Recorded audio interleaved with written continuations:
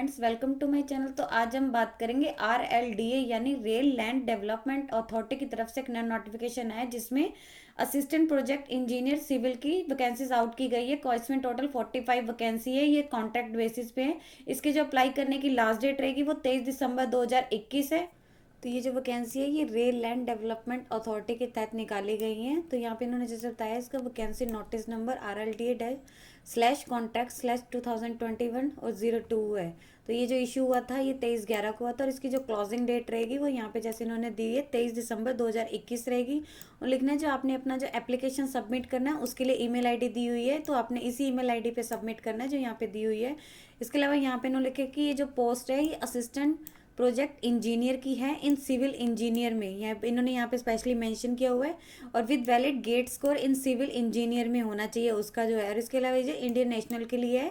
Then यहाँ पे इन्होंने यही बताया हुआ है कि पोस्ट की और यहाँ पे स्टेशन वाइज रिक्वायरमेंट बताई है। जैसे इन्होंने बताया हुआ है कि पोस्ट का नेम क्या है, असिस्टेंट प्रोजेक्ट इंजीनियर की है और ये सिविल में है और ये कॉन्ट्रैक्ट बेस पे रहेगी वैकेंसी। और जो टोटल वैकेंसी है ये 45 है।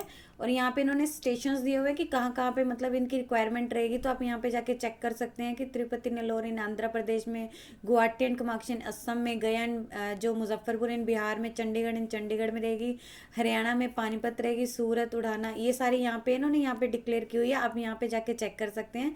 देन लिखे कि जो रिक्वायरमेंट है ऊपर शो की हुई है इनमें मतलब चेंजेस भी हो सकते हैं जैसे कि इनकी प्रोजेक्ट की रिक्वायरमेंट रहेगी। लिखे कि जो इन मतलब एप्लीकेंट होंगे जो फाइनली शॉर्ट लिस्टेड किए जाएंगे, इसके जो भी सिलेक्शन प्रोसीजर के बाद होगा, जो भी मतलब इनका रिक्वायरमेंट रहेगी उसके अकॉर्डिंग उन्हें शॉर्ट लिस्टेड किया जाएगा। देन यहाँ पे लिखे कि जो भी मतलब उन्हें कहीं भी उसके एप्लीकेशन फॉर्म में आपको जो है अपनी जो भी डिटेल्स है वो अच्छे से क्लियर करनी है और उन्हें कंट्री में किसी भी लोकेशन में वो मतलब किया जा सकता है उनकी जो पोजीशन वगैरह है। देन यहाँ पे इन्होंने इसकी qualification, age detail and experience और यहाँ पे दे रखे भी क्या क्या रहेगा। जैसे यहाँ पे इन्होंने दी हुई है कौन सी पोस्ट है, आपको जैसे बताया था ये project assistant project engineer civil engineer में रहेगी जो है, कॉन्ट्रैक्ट बेसिस पे है। और इसके जो यहाँ पे इन्होंने बताया इसका जो फिक्स्ड पे है यहाँ पे इन्होंने दे रखे 54,600 रहेगा। यानी इसमें यहाँ पे बताया हुआ है कि इसकी जो वैसे बताइए ब्रेकेज में कि क्या रहेगा। बेसिक इसका 35,000 है। यहाँ पे इन्होंने दिया PF इसका रहेगा इतना, मोबाइल चार्जेस आपको दिए जाएंगे जो है वो 700 है। और भी यहाँ पे इन्होंने दिया हुआ है तो आप यहाँ पे जो है इसके ब्रेकेज चेक कर सकते हैं। देन यहाँ पे इसमें जो क्वालिफिकेशन उन्होंने मांगी हुई है, आपकी जो क्वालिफिकेशन काउंट की जाएगी ये 23 दिसंबर 2021 तक काउंट की जाएगी। और यहाँ पे इन्होंने मांगी आपके पास फुल टाइम BE होनी चाहिए या फिर BTech होनी चाहिए सिविल इंजीनियर में। और आपके जो है 60% से ज़्यादा ही मार्क्स होने चाहिए। लिखा कि लेस देन नहीं होने चाहिए। जो एक रिकॉग्नाइज्ड यहाँ पे लिखा कि यूनिवर्सिटी से होना चाहिए जो यहाँ पे इन्होंने मेंशन की हुई है इन इंडिया, या फिर कोई अदर इंस्टीट्यूशन से होना चाहिए जो भी मतलब हो वैलिड हो। देन यहाँ पे इन्होंने बताया कि कंपलसरी क्या है इसके लिए। कंपलसरी जो क्वालिफिकेशन है लिखे कि एप्लीकेंट के जो पास है एक वैलिड गेट स्कोर होना चाहिए। जो उनका मतलब सब्जेक्ट कोड उनका जो है सिविल इंजीनियर होना चाहिए। जैसे उनका गेट का एग्जाम होता है उसमें एक वैलिड गेट स्कोर होना चाहिए। देन यहाँ पे इन्होंने इसकी एज लिमिट बताई है। जैसे इन्होंने बताया कि जो इसमें मिनिमम में एज है वो 21 ईयर्स है और जो मैक्सिमम एज है वो 28 ईयर्स है। और जो ये एज काउंट की जाएगी ये 23 दिसंबर 2021 तक काउंट की जाएगी। तो एक बार उन्होंने चेक कर लेना कैंडिडेट की जो एज है ये उनकी जो एप्लीकेशन का जो भी लास्ट डेट है उस तक काउंट की जाएगी। देन इन्होंने यहाँ पे कुछ रिमार्क दिया हुआ है कि कौन कौन इसके लिए। और भी इन्होंने लिखा है कि जो कैंडिडेट है जिन्होंने कंप्लीट की हुई है अपनी MTech की हुई है या ME की हुई है तो उसकी जो इन सिविल इंजीनियर डिसिप्लिन में यानी इस ट्रेड में किया हुआ है वो भी इसके लिए एलिजिबल है अप्लाई करने के लिए, अगर उनके पास एक वैलिड जो है गेट स्कोर है। यानी इसमें जो इन्होंने यहाँ पे दिया, जैसे इन्होंने पहले ही बताया था कि उनके पास एक वैलिड गेट स्कोर होना चाहिए विद सब्जेक्ट कोड जो है सिविल इंजीनियर के साथ। देन यहाँ पे इन्होंने मेडिकल स्टैंडर्ड बताया कि जो कैंडिडेट है उसके जो है मतलब अच्छी गुड हेल्थ में होना चाहिए, कोई भी उनकी रिलैक्सेशन नहीं रहेगी अगर उसमें चाहते हैं। हाँ भी उन्हें जो है एक जब भी उनका फाइनल होगा तो उन फाइनल फिटनेस सर्टिफिकेट जमा करवाना होगा, मेडिकल फिटनेस सर्टिफिकेट, जब भी मतलब उन्हें बुलाया जाएगा। देन इसके अलावा इन्होंने यहाँ पे सिलेक्शन प्रोसेसर लिखा हुआ है कि क्या रहेगा इसमें सिलेक्शन प्रोसेसर। तो उन्होंने लिखा कि जो सिलेक्शन के लिए ओनली पैरामीटर है मेनली जो इसमें मेजर जो इसमें निभाएगा वो इसकी गेट परसेंटेज रहेगी जो उनकी सिविल इंजीनियर में रहेगी। गेट परसेंटेज जो है वो ज़्यादा मैटर करती है ऑफ एलिजिबल एप्लीकेंट की। और लिखे कि अगर स्टिल उन्होंने लिखा कि अगर 2 कैंडिडेट हैं उनका सेम स्कोर है भाई, हाँ उनकी जो गेट परसेंटेज है वो सेम है, तो लिखे कि जो मतलब इन जो भी उसमें एज वाइज होगा सीनियर होगा उसे प्रेफरेंस दी जाएगी इन द जो भी इसकी सिलेक्शन होगी। तो इन्होंने जैसे इसका सिलेक्शन प्रोसीजर है उसमें जो मेजर वो पार्ट निभाएगा वो इसका गेट स्कोर होगा इन सिविल इंजीनियर में। देन यहाँ पे इसकी कुछ इन्होंने टर्म्स एंड कंडीशन दे रखी है कि जो ये रिक्वायरमेंट है ऊपर बताई है ये रेगुलर नहीं है। जैसे यहाँ पे इन्होंने बताया, जैसे बताया था कि वो कॉन्ट्रैक्ट पे है, ये जो है कॉन्ट्रैक्ट बेसिस पे है, 3 साल के लिए होंगी। और जो भी है मतलब ये उसकी मेन कैंडिडेट की है जो परफॉर्मेंस और जो भी रिक्वायरमेंट रहेगी प्रोजेक्ट पे उस पर डिपेंड करता है। और जो ये कॉन्ट्रैक्ट है ये एक्सटेंड भी किया जा सकता है जैसे प्रोजेक्ट की रिक्वायरमेंट रहेगी। देन लिखा है कि जो मतलब कॉन्ट्रैक्ट है एट एन टाइम जो ये मतलब कभी भी किसी में ऐसा कुछ नहीं है भी हाँ ये एक्सटेंड ही हो सकता है, ये उस कम भी हो सकता है। देन इसमें सेकंड लिखे कि इसके अलावा जो कैंडिडेट है उसे एक सिक्योरिटी बॉन्ड करना होगा, मतलब उससे जो है 50,000 का एक अमाउंट है वो जमा करवाना होगा, फिर मिनिमम 1 पीरियड के लिए। अगर वो मतलब उसे बॉन्ड होगा कि वो 1 साल के लिए जो है इसमें मतलब जॉब करेगा ही करेगा, तो जो भी लिखे जो कॉन्टैक्ट पर्सन है उसको 1 मंथ का नोटिस पीरियड देना होगा अगर वो अपनी जॉब से रेजिग्नेशन देना चाहता है। देन इसके अंदर लिखे कि कैंडिडेट को जो भी उसकी स्टार्टिंग में रहेगी 3 to 6 मंथ के लिए उसकी ट्रेनिंग रहेगी, जिसमें उसे एक मंथली स्टाइफंड दिया जाएगा 10,000 का, जो उसे कोई अदर अलाउंसेस नहीं दिए जाएंगे। जैसे उन्होंने लिखा है कि कोई भी उसे अदर अलाउंसेस या पीएफ नहीं दिए जाएंगे, उसे सिर्फ एक स्टाइफंड दिया जाएगा। जैसे यहाँ पे इन्होंने पॉइंट में बताया कि उनकी जो भी बेसिक मतलब इंक्रीमेंट होगा, जैसे स्टार्टिंग में आपको 3 to 6 मंथ के लिए ट्रेनिंग पे रखा जाएगा तो उसमें आपका जो स्टाइफंड है वो 10,000 रहेगा, और उसके बाद जो है आपको इंक्रीमेंट लगता रहेगा। इन्होंने बताया कि अप टू 10% की जो बेसिक एनरोलमेंट है उसमें मतलब आपकी जो है दी जाएगी। जो देन यहाँ पे लिखा है कि आपकी जो पैरामीटर्स के होंगी, जैसे कि आपकी परफॉर्मेंस रहेगी, जैसे दिया हुआ है आपकी अगर आउटस्टैंडिंग परफॉर्मेंस है तो आपको 10% का होगा, अगर वेरी गुड है तो आपको 8% होगा, अगर गुड है तो अगर उससे नीचे है तो कोई भी ऐसा नहीं होगा। देन यहाँ पे इन्होंने लिखा है कि इसके 5th में लिखा है कि जो कैंडिडेट होंगे जो भी मतलब इंजीनियर होगा, जो भी इसमें होगा असिस्टेंट प्रोजेक्ट इंजीनियर होगा, उसे कॉन्ट्रैक्ट बेसिस पे होगा, वो एक एलिजिबल होगा एक लाइफ इंश्योरेंस कवर के लिए जो मतलब यहाँ पे 25 लाख का होगा। और लिखे कि इसके अलावा उन्हें जो है हेल्थ जो होगा मतलब दिया जाएगा, यहाँ पे उन्होंने दिया कि वो चूज कर सकता है कोई भी, उन्हें 15,000 पर मंथ के अकॉर्डिंग है वो कोई भी अपना जो एनुअल प्रीमियम ले सकता है। देन यहाँ पे इन्होंने दिया हुआ है जो असिस्टेंट होगा इसमें जो एक्स मोबाइल चार्जेस दिए जाएंगे जो भी इस जॉब के लिए होंगे, सिर्फ 700 दिए जाएंगे पर मंथ के मोबाइल चार्जेस। और इसके अलावा दी जाएगी उन्हें मोबाइल हैंडसेट की दी जाएगी कॉस्ट, जो उनके मतलब कॉन्ट्रैक्ट के पीरियड में एक बारी दिए जाएगी, जिसमें लिखा है कि during the contract once contract में से एक बार दी जाएगी, वो 5,000 दिया जाएगा। इसके अलावा लिखे कि जो उन्हें 2 अर्न लीव दी जाएगी, मतलब जिसके उन्हें बाद में पेड लीव होती हैं वो दी जाएंगी 2 completed month of the engagement, मतलब हर महीने उसे 2 दी जाएंगी। और लिखे कि जो बैलेंस होगा वो उसकी क्रेडिट कर दिया जाएगा at the end of the calendar year. उसके बाद मतलब जो, और लिखे कि ये जो है मतलब carry forward of year will be admissible.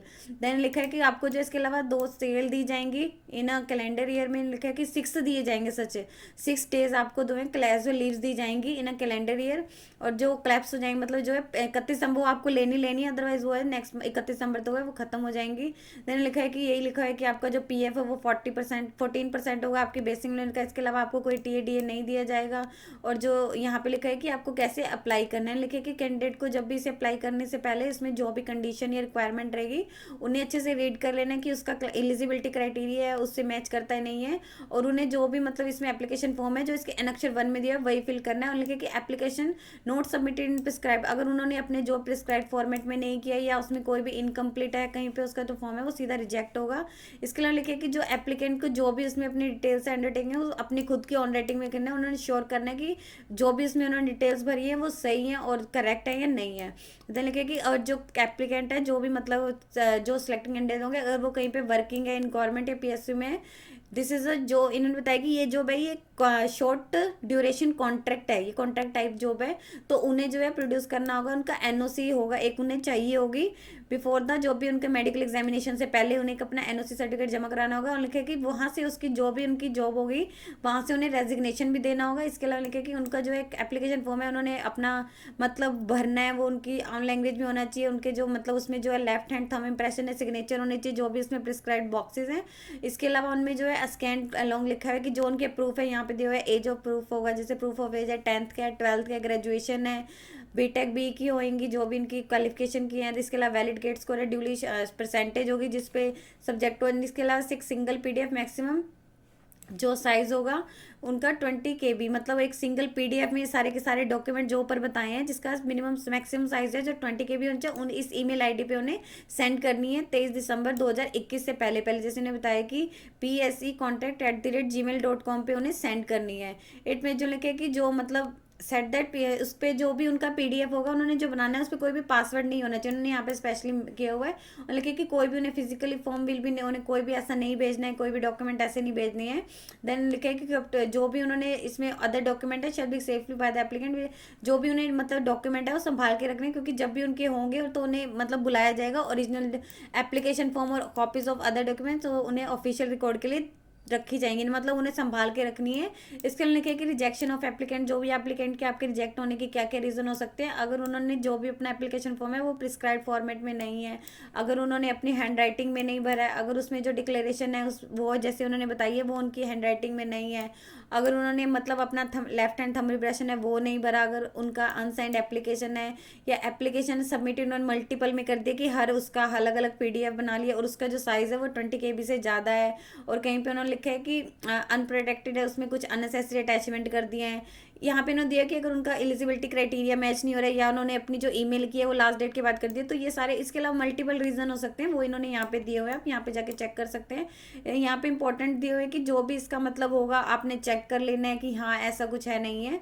Then यहाँ पे आपको लिखा है कि जो डिटेल है वैकेंसी नोटिस की या एप्लीकेशन फॉर्मेट की वो इसकी ऑफिशियल यहाँ पे लिखा है कि आपको यहाँ पे जाके मिल जाएगा। आपको जो इसका एप्लीकेशन फॉर्मेट है और इसका जो वैकेंसी नोटिस है rlda.indianrailway.government.gov.in यहाँ पे /career पे यहाँ पे आपको जाके मिल जाएगा। यहाँ पे इसका जो एनेक्चर 1 में है इसका एप्लीकेशन फॉर्म दिया हुआ है, application format for the post of assistant, यहाँ पे सिविल इंजीनियर जो था ऑन कॉन्ट्रैक्ट बेसिस, यहाँ पे लिखे कि पोस्ट अप्लाई कौन सी पोस्ट के लिए आप अप्लाई कर रहे हैं, यहाँ पे आपने लिख देना असिस्टेंट प्रोजेक्ट इंजीनियर सिविल के लिए।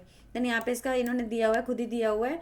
यहाँ पे जाएगा नेम इन फुल, आपका जो भी 10th के उसमें होगा वो आपने यहाँ पे अपना नेम लिख देना है और कैपिटल में लिखना है। देन यहाँ पे आपका फादर्स नेम आ जाएगा। यहाँ पे आपने जो है अपनी सेल्फ अटेस्टेड फोटोग्राफ करनी है, यहाँ पे ना स्पेशली कहा कि आपकी सेल्फ अटेस्टेड फोटोग्राफ होनी चाहिए। 4th में आपका जो है डेट ऑफ बर्थ आ जाएगी, यहाँ पे लिखना है इसी फॉर्मेट में लिखनी है कि कौन सी डेट, कौन सा मंथ और कौन सा ईयर है। और इसका जो आपको एक सर्टिफिकेट पे अटैच करना होगा, यहाँ पे लिखे कि 10th का या मैट्रिक का होगा।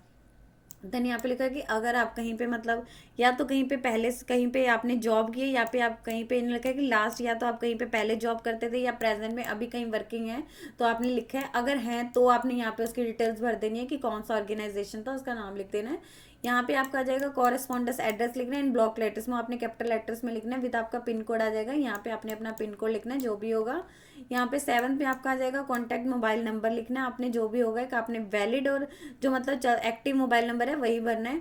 देन ईमेल आईडी आ जाएगी with correspondence to be made, जो मतलब ईमेल आईडी आपने अपनी वो भी एक वैलिड होनी चाहिए। आधार नंबर आ जाएगा, यहाँ पे अपना आधार नंबर भरना है और लिखे कि अटैच फोटोकॉपी, आपने इसके साथ इसकी फोटोकॉपी भी अटैच करनी है। यहाँ पे क्वालिफिकेशन आ जाएगी, इसकी जो एकेडमिक और प्रोफेशनल क्वालिफिकेशन है वो आपने भरनी है। जैसे यहाँ पे आपकी 10th की आ जाएगी, हाँ यहाँ पे 12th की आ जाएगी, यहाँ पे आपकी ग्रेजुएशन की आ जाएगी, अगर आपने आगे की है MA या M.Tech किया हुआ है तो उसकी आ जाएगी, BE BTech की यहाँ जाएगी, कौन से ईयर में पास किए, कौन सी यूनिवर्सिटी से किए, कितने मैक्सिमम मार्क्स मतलब कितने थे, कितने आपने ऑब्टेन किया और कितनी परसेंटेज है। यहाँ पे जैसे आपकी 10th की आएगी, यहाँ पे 12th की आएगी, यहाँ पे आप BE की लिख सकते हैं। देन यहाँ पे आपकी आ जाएगी MA की, अगर है तो यहाँ पे लिख देनी है। यहाँ पे आ जाएगी कौन से ईयर में, ये तो सारी कंपलसरी रहेंगी। देन यहाँ पे आ जाएगा GATE percentage for civil engineer subject code, यहाँ पे आपने अपनी लिख देनी है। और इसकी जो इन्होंने लिखा है कि आपकी जो है इसकी फोटोकॉपी भी इसके साथ अटैच करनी है, क्योंकि ये इसका इसमें मेजर पॉइंट है, इसका आपकी जो सिलेक्शन है वो मेजर इसी पे ही डिपेंड करती है। देन यहाँ पे आ जाएगा एक्सपीरियंस डिटेल, अगर आपकी कोई है तो यहाँ पे लिखा है चॉइस ऑफ फॉर प्लेस, आप कौन से प्लेस पे करना चाहते हैं, जैसे आपको ऊपर बताई थी तो आप उसमें यहाँ पे लिख सकते हैं फर्स्ट प्रेफरेंस किसे देना चाहते हैं, सेकंड किसे देना चाहते हैं, थर्ड जो आपको ऊपर बताई थी तो आप उसके अकॉर्डिंग यहाँ पे लिख सकते हैं कि हाँ यहाँ पे इन्होंने 10 तक दे रखी है। यहाँ पे जो है कैंडिडेट के सिग्नेचर आ जाएंगे, यहाँ पे कैंडिडेट अपने सिग्नेचर कर देने हैं। देन यहाँ पे इन्होंने लिखा हुआ है कि आप कैंडिडेट का जो है इनक्लोजर लिखा है कि कौन कौन सी उसे यहाँ पे अपनी फोटोकॉपीज अटैच की है, सेल्फ अटेस्टेड फोटोकॉपीज, जो फोटोकॉपीज उन्होंने करनी है उसकी सेल्फ अटेस्टेड होनी चाहिए।